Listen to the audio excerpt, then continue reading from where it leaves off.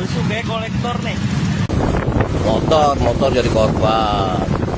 Kronologis debt collector tewas dikeroyok hingga berujung aksi pembakaran 2 warung di Kalibata.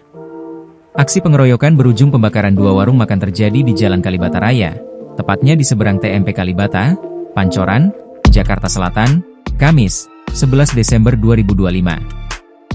Peristiwa berawal dari 2 debt collector atau penagih utang, Matalang, dikeroyok orang tak dikenal sekira pukul 15.30 waktu Indonesia Barat.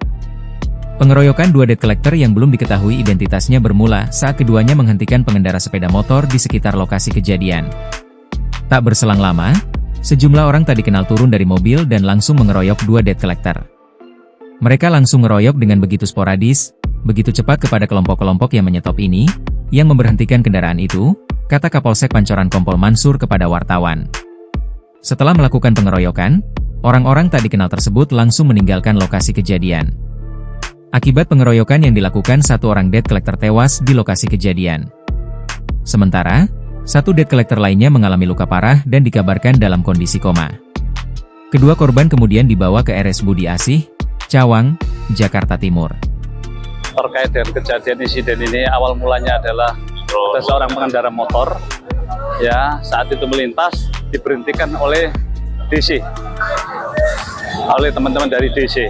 Setelah itu tiba-tiba ada pengguna mobil di belakangnya yang turun, yang membantu pengendara motor tersebut. Ya, dengan sporadis pengguna mobil tersebut langsung memukul dari kawan-kawan DC ini.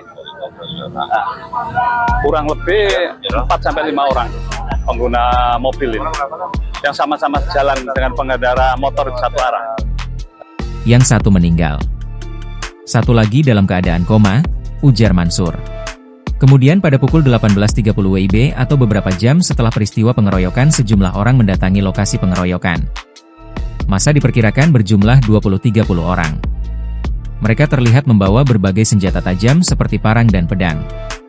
Sementara itu, puluhan petugas kepolisian baik berseragam dinas maupun berpakaian preman telah berjaga di lokasi.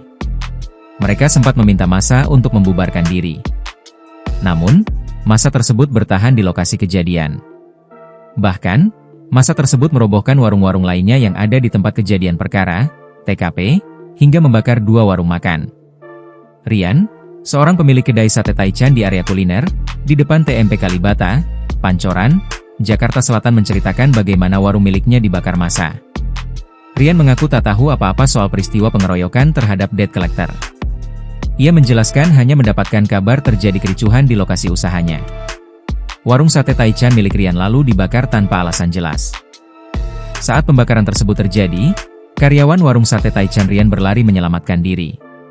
Kabid Humas Polda Metro Jaya Kombes Budi Hermanto mengatakan sejumlah personel gabungan dari Polda Metro Jaya dan Polres Jakarta Selatan sudah dikerahkan ke lokasi kejadian. Polisi belum dapat menyimpulkan dari mana sekelompok orang yang melakukan aksi pembakaran.